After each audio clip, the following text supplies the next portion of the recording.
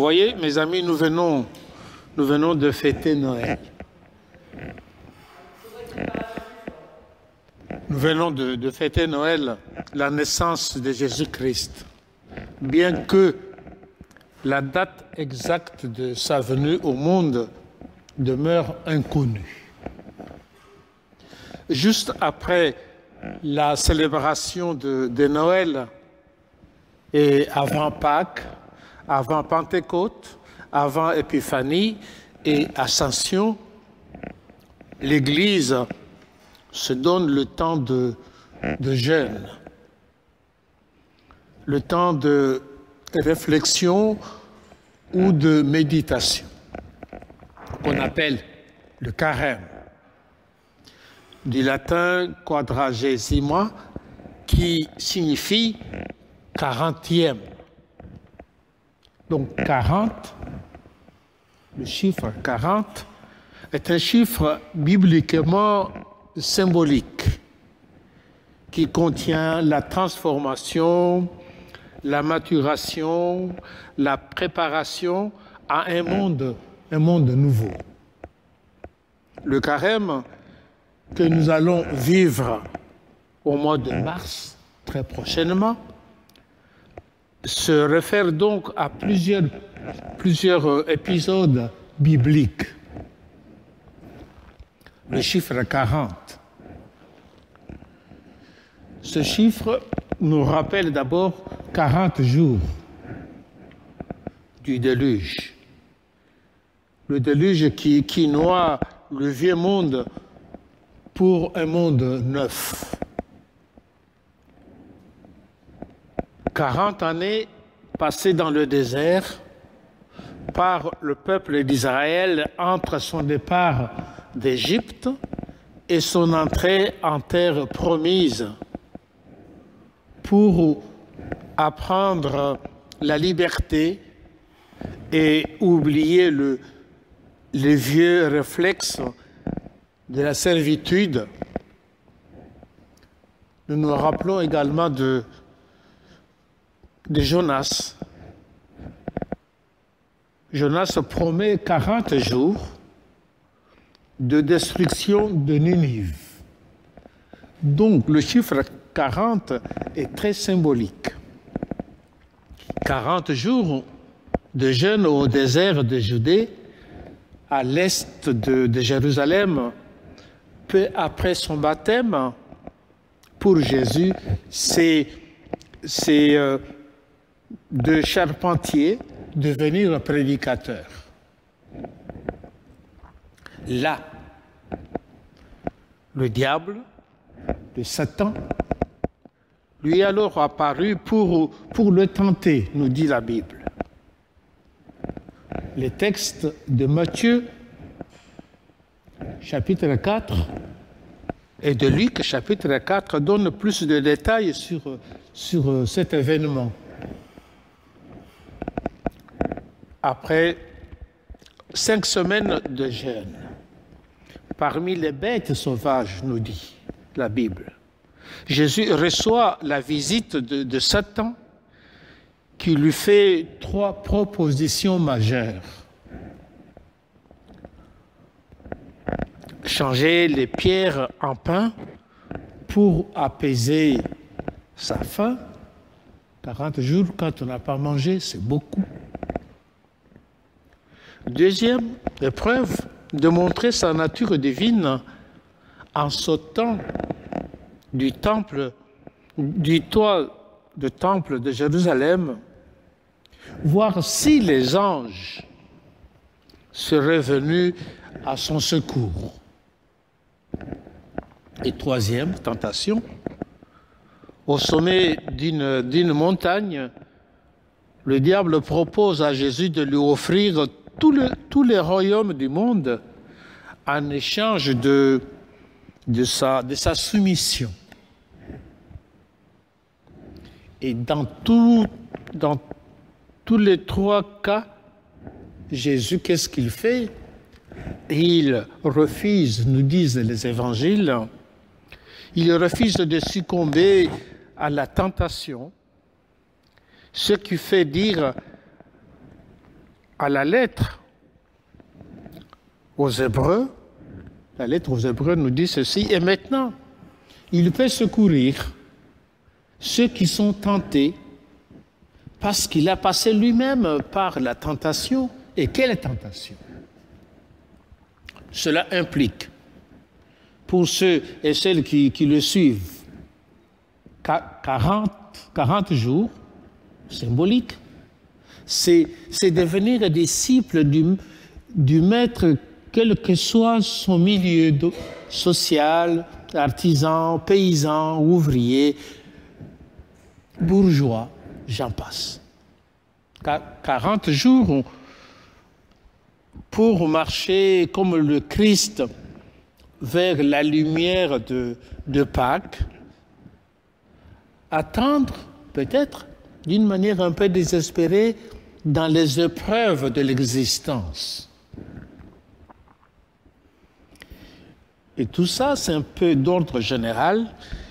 Allons maintenant vers l'institution du carême dans l'Église. À quel moment le carême a-t-il été institué? Vous savez bien que les apôtres n'ont pas commémoré la mort du Christ en se privant de nourriture. Je n'ai pas trouvé ça. Ils étaient cachés, mais ils ne disent pas qu'ils sont refusés de manger. En se privant de nourriture, la pratique du carême s'est rapidement installée parmi les premiers chrétiens, progressivement. Et c'est au IVe siècle, nous dit-on, c'est au IVe siècle que les célébrations du carême et de Pâques sont officialisées par l'Église. L'Église, à cette période-là, pas encore divisée entre catholiques, orthodoxes et protestants, l'Église unie. Alors, les dates et les rituels sont progressivement établis à la fin de l'Antiquité et au Moyen Âge. Dès lors, de nombreux croyants ont commencé à pratiquer la zérophagie, c'est-à-dire la consommation de pain et de fruits secs.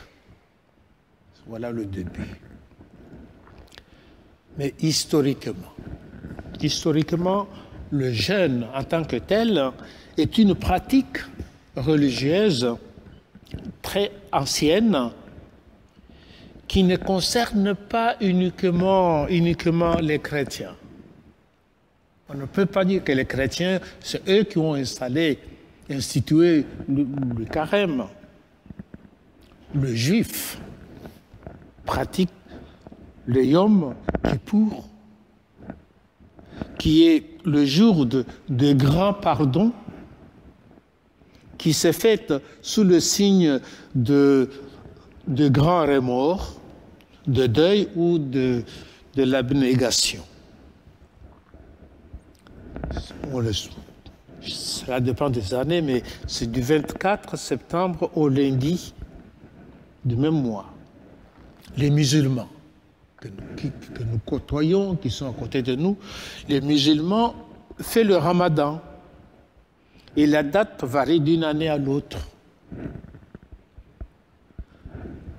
Le bouddhiste ou le bouddhisme fixe chaque jour du midi au lever du jour suivant.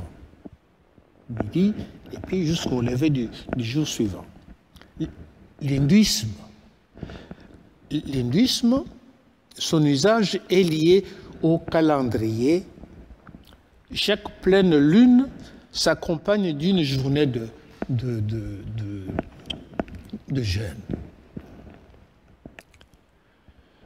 Alors, chez les catholiques, s'il faut maintenant y revenir un tout petit peu, chez les catholiques, le jeûne peut être remplacé ou complétée par de bonnes actions ou des prières. Et parfois, le refus de manger la viande le vendredi. Chez nous, nous les protestants, en revanche, voient dans cette période un temps de réflexion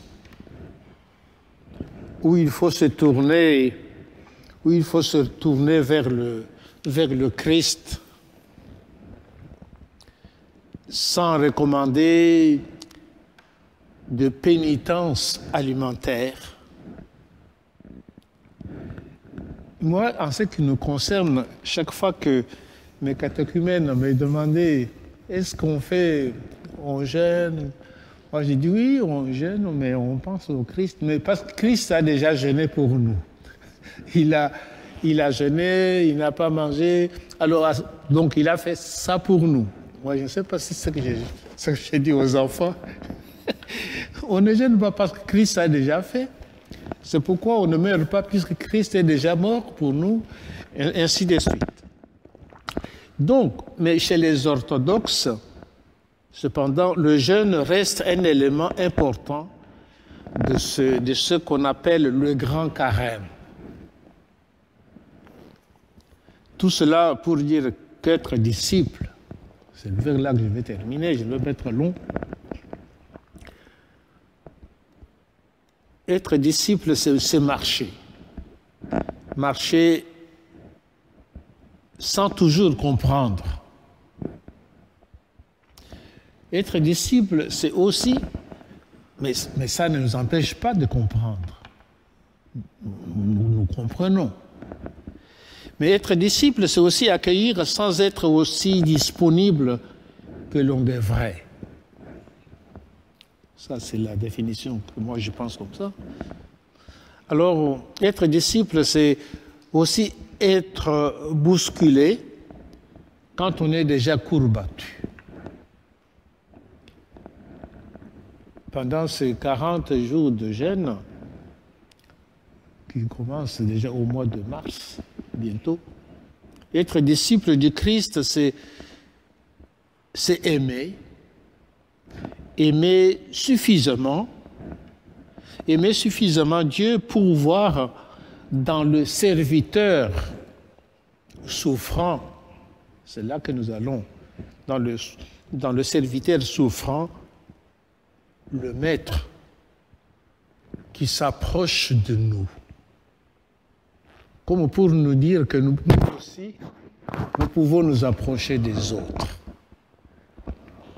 Des autres qui sont à côté de nous, qui sont loin de nous, mais se sentir proche des autres. Voilà les quelques petites réflexions que je voulais apporter ce matin sur le carême que nous allons bientôt vivre. Merci beaucoup de ce moment.